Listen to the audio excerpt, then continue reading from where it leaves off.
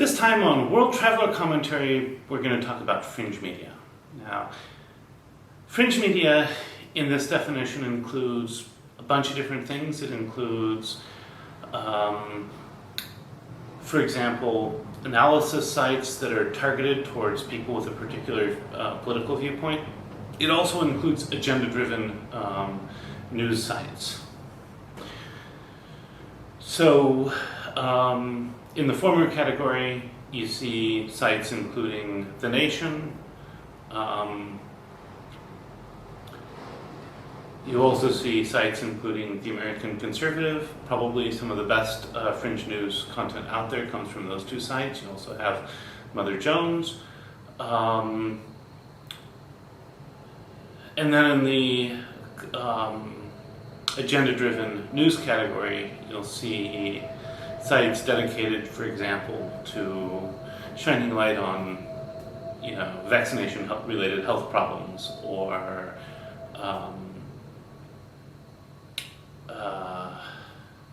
for example, like the World Socialist website, or things like that. The thing you have to remember about fringe media generally is that it all comes with a relatively explicit agenda. Now, in some regards, this makes it less trustworthy. In other respects, it makes it easier to analyze where it's coming from and how what you can get from it. So, for example, The Nation is a left-leaning, or I would say left of center in the United States, publication of news and analysis. It's much more selective than you would see in a mainstream site, and the analysis tends to be geared around a particular political objective. Same thing with The American Conservative, which is sort of their counterpoint among the social conservative movement in the United States. Because of this narrowing of audience,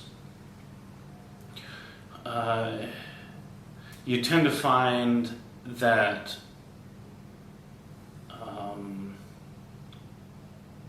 the coverage in these sites is much, much more filtered. Many of them are also advertisement driven, not all of them, but many of them are also sometimes they're subscription driven, in the sense that most of the revenue comes from subscriptions rather than advertising.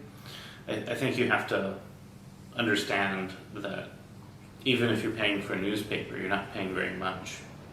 Most of the newspaper's revenue comes from advertising.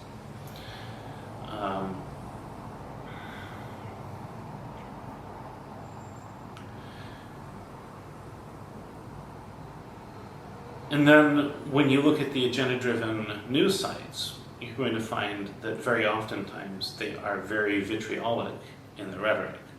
So, for example, if you're looking at a place that is trying to track problems with the COVID vaccine, they'll be selling the outrage of each of these cases rather than trying to discuss what a balanced public health program would look like and what our obligations are to those injured by the vaccines that are supposed to protect us all. Consequently, you have to look at the fringe media with a certain degree of skepticism. But paradoxically, because it's filtered and because it's targeted, sometimes that skepticism is a little bit easier to maintain.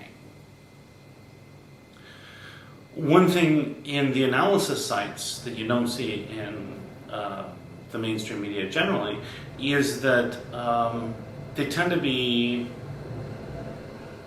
more careful and paced as far as providing analysis. So one of the really great things you can get from The Nation, Mother Jones, The American Conservative, a few other sites, is you can get diverse perspectives on what the news means, how we got here, and where we need to go from here. this means that the Fringe media is actually probably the most valuable side of the media triangle here. You know, mainstream media, social media, Fringe media. But it's also the one that requires sort of the most critical thinking to review.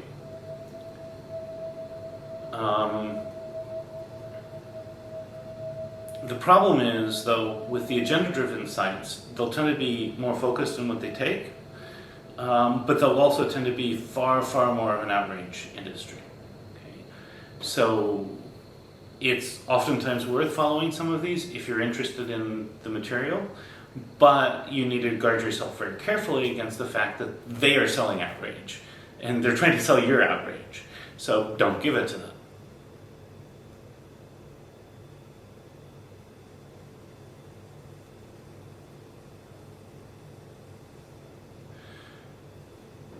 So what I'm trying to get at here is that